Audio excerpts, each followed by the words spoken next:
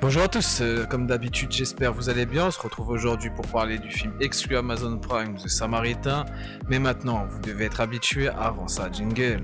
I'ma get busy with it right now. I'ma get busy with it right now. Bien, pour commencer, quel est le speech du Samaritain? Un ancien héros devenu vieux et demeurant dorénavant dans l'anonymat. Déjà un point sur ce premier fait, ayant comme acteur dans le rôle principal Sylvester Stallone, bien que grand acteur aujourd'hui, assez âgé, cela fait sens avec le scénario que l'on nous vend, puisqu'il aurait été difficilement crédible en tant que héros à proprement parler en tant que tel. Pour en revenir au film, il débute avec une origin story façon comic book appréciable pour ceux qui aimeront le style et où l'on découvre le passé du personnage.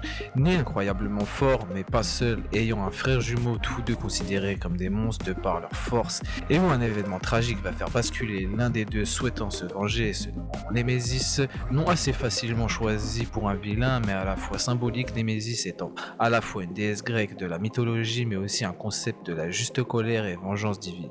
On peut dire au sens propre que notre héros aura eu son Némésis pour le coup. Parlons du petit Sam maintenant, le narrateur de l'origin story qui est l'un des protagonistes principaux de notre histoire. Aujourd'hui qui vit à Granite City, ville à mon sens fortement inspirée de Gotham City, de par ce que la ville peut dégager et montrer aux spectateurs. On a donc Sam, fan du Samaritain, vivant dans cette ville au contexte difficile, se débrouillant comme il peut pour gagner quelques dollars en faisant pas toujours des choses super clean, qui finira par se faire tabasser par des ados d'un gang après avoir eu des déboires avec eux, qui se fera aider par Smith, son voisin d'en face, qui lui semble super fort et qui pour le coup est certainement le Samaritain, allant jusqu'à fouiller chez lui et découvrir un bouquin rempli d'articles sur le Samaritain. Étrange tout de même que cet ancien héros garde ceci, cela fait quelque peu mégalo de garder trace de ses anciens exploits.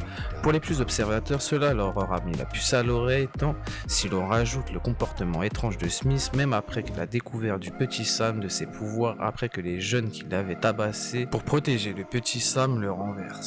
Il faut aussi parler de Cyrus, fan de Némésis et de sa vision, le grand vilain de l'histoire, qui gère visiblement la ville de par ses larcins avec son gang, qui ira voler la masse forgée par Némésis à l'époque pour vaincre son frère, la seule arme qui ait visiblement un effet sur eux.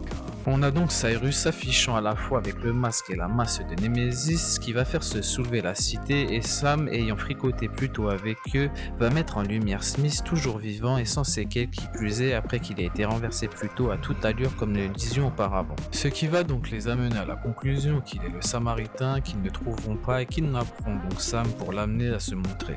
Smith, fou de rage quand il apprend la nouvelle, ayant créé un lien avec Sam et tenant à lui, va donc aller le sauver, et c'est là pendant cette bataille se confrontant à des centaines d'assaillants que l'on découvre qu'il n'est pas le Samaritain comme nous le pensions mais bien Némésis. Petite parenthèse pour le coup, après cette info nous comprenons donc bien mieux le comportement de Smith au cours du film, se sentant responsable de la mort de son frère et qui a choisi depuis lors de faire profil bas étant dans une certaine repentance, comprenant également mieux son passe-temps de réparer des choses, conscient qu'il peut casser ce qu'il touche assez facilement mais qu'il est bien plus compliqué de réparer quelque chose de cassé.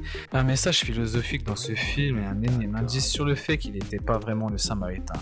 Alors ce choix de nous induire en erreur sert au film et au message passé à travers cela, mais cela se comprend malgré tout assez vite. Pour revenir à la bataille, celle-ci causera la mort de Seal, rendant fou de rage Cyrus, et le combat final entre Smith et Cyrus va se clore sur la mort de Cyrus. Loin sans mal tout de même pour Smith, Cyrus utilisant sa masse. Bien, pour faire une brève conclusion, le Samaritain, au-delà de surfer sur la vague super-héroïque, propose un scénario qui fait le taf, bien que comme on l'a dit auparavant, on comprend assez vite où cela nous mène. On sent également que bien que l'histoire soit inventée de toutes pièces, l'influence comics du vieux héros qui fait de la résistance, en tout cas pour ce que l'on nous vend au départ, et comprendre qu'au final il s'agisse du vilain de l'histoire rempli de remords, cela colle parfaitement au personnage de Stallone que l'on connaît bien, du Stallone dans le tête je dirais. Néanmoins, de par cette action héroïque, on peut en traduire une repentance accomplie d'une certaine façon et aujourd'hui acclamé en héros avec le nom héroïque de son défunt frère.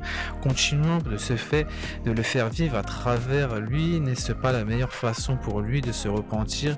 Pour le coup, il me semble pas impossible que nous ayons droit à un second opus. Cependant, malgré tout le bien que j'ai pensé du film, il se laisse regarder assez facilement et divertissement, mais ça reste assez basique et un film sympathique mais sans plus en somme. Bien, j'espère que cela vous aura plu. N'hésitez pas à me dire ce que vous avez pensé du film dans l'espace commentaire. Aimez, partagez, cela aide la chaîne et moi-même à progresser. Sur ce, je vous laisse et je vous dis à bientôt.